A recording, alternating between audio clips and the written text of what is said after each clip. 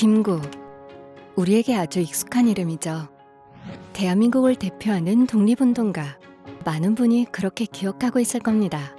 그런데 2026년 왜 우리나라뿐 아니라 세계가 그의 탄생 150주년을 함께 기념하는 걸까요? 독립을 위해 평생을 바쳤기 때문일까요? 그것도 맞습니다. 그런데 그것만으로는 김구 선생을 다 설명하기 어렵습니다. 그가 누구와 함께 독립을 꿈꿨는지, 그리고 독립 이후에는 어떤 나라를 만들고 싶어 했는지까지 봐야 하거든요. 그 답을 찾으려면 150년 전으로 돌아가야 합니다. 1876년 김구 선생이 태어난 조선은 안팎으로 크게 흔들리고 있었습니다. 김구 선생은 가난과 신분의 벽을 넘어보려고 공부에 매달렸고 과거 시험에도 도전했죠. 막상 시험장에 가보니 실력만으로는 넘기 어려운 벽이 있었습니다. 돈과 배경이 결과를 좌우하던 세상. 공부한다고 해서 누구나 같은 기회를 얻는 것은 아니었던 겁니다. 그러던 중 김구 선생은 동학의 가르침을 만나게 됩니다. 사람은 평등하며 누구나 존귀하다.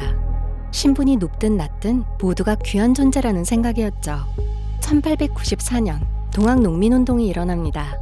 19이던 김구 선생은 농민군을 이끌며 그 한가운데로 뛰어듭니다. 개인의 출세보다 세상을 바꾸는 길을 택한 거죠. 이후 김구 선생이 주목한 것은 교육이었습니다. 나라를 되찾으려면 먼저 사람을 깨워야 한다고 생각했거든요. 학생들을 가르치고 교육기관의 설립과 운영에도 참여했습니다. 비밀결사 신민회에서도 활동했죠. 그런데 일제는 교육과 계몽운동조차 위협으로 여겼습니다. 사람이 배우면 생각이 바뀌고 생각이 바뀌면 세상도 움직이기 시작하니까요. 김구 선생은 체포됐고 긴 옥고를 치르게 됩니다. 여기서 잠깐, 우리는 왜 그를 김구가 아니라 늘 백범 김구라고 부를까요? 백범일지, 백범 김구 기념관. 김구 선생의 이름 앞에는 언제나 백범이라는 두 글자가 따라붙죠. 백범은 김구 선생이 긴 옥고를 치르던 시기에 스스로 지은 호입니다.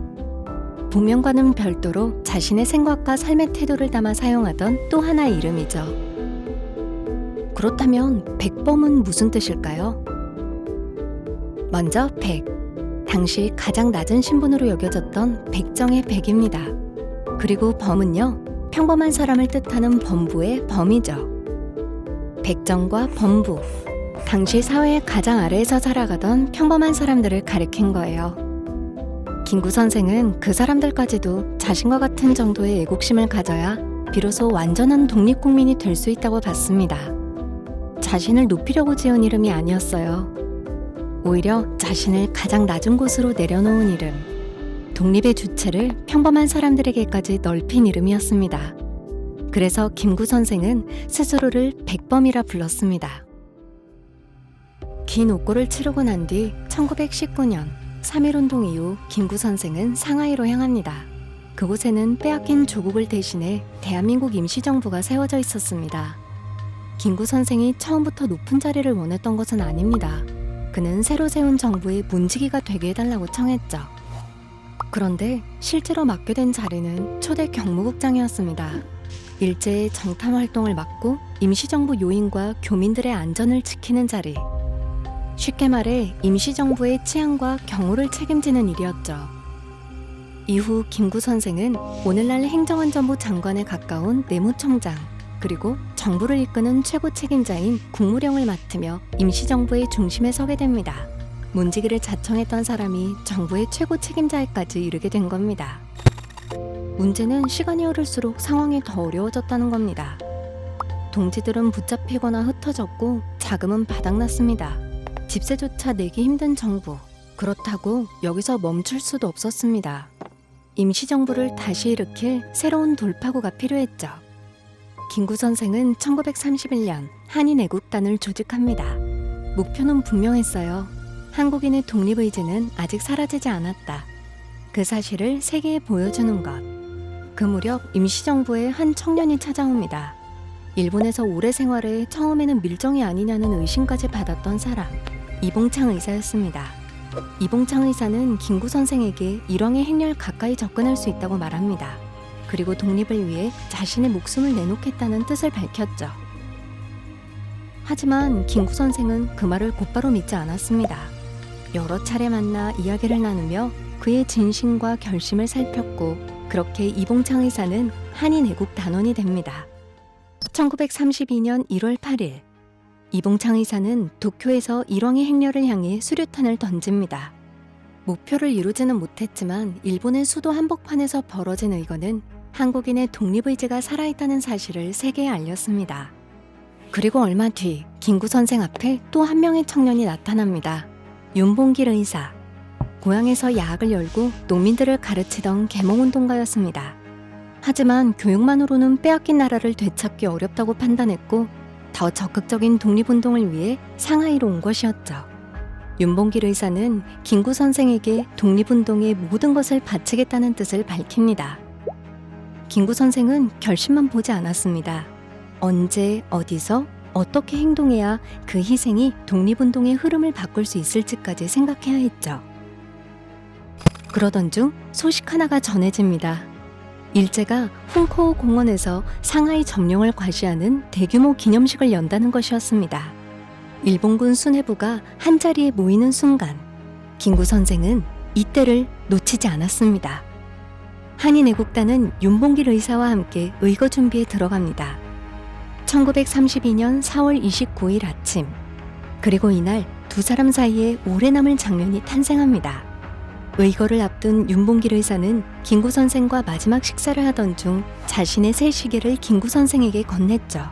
그리고 김구 선생이 가지고 있던 낡은 시계와 바꾸자고 말합니다. 김구 선생이 이유를 묻자 윤봉길 의사는 이렇게 답했습니다. 제 시계는 앞으로 1시간밖에는 쓸 일이 없으니까요.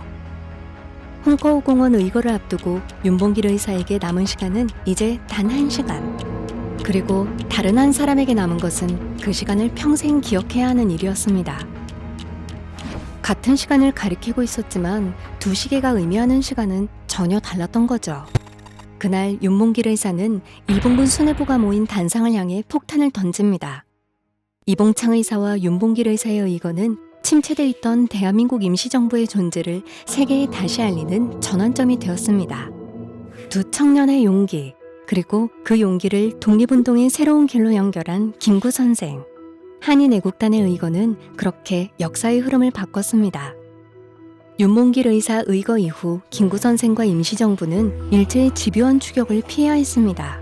상하이에서 충칭까지 8년 동안 이어진 이동거리 약 4,000km, 길고 고단한 피랑길이었습니다.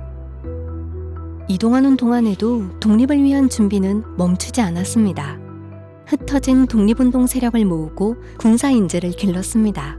그리고 1940년 충칭에서 한국 광복군을 창설합니다. 연합군과 함께 국내로 진입하는 작전도 준비했죠. 철저한 훈련을 거쳐 직접 조국으로 들어가 일제와 싸우려 했던 겁니다. 하지만 작전이 시작되기 직전 일본이 항복합니다. 1945년 11월 김구 선생은 27년에 걸친 망명 생활을 마치고 마침내 조국으로 돌아옵니다. 그토록 꿈에도 그리던 조국 땅. 하지만 그를 기다리고 있던 것은 기쁨만이 아니었습니다. 김구 선생이 꿈꿨던 완전한 독립의 모습과는 달랐거든요. 한반도에는 38선이 그어졌고 하나였던 나라는 남과 북으로 갈라지고 있었습니다. 김구 선생은 분단에 반대했습니다. 외세에 의해 나뉜 나라가 아니라 우리 힘으로 세운 하나의 통일된 국가를 원했죠. 1949년 6월 26일 경교장 2층 집무실. 김구 선생은 창가에 앉아 책을 읽고 있었습니다.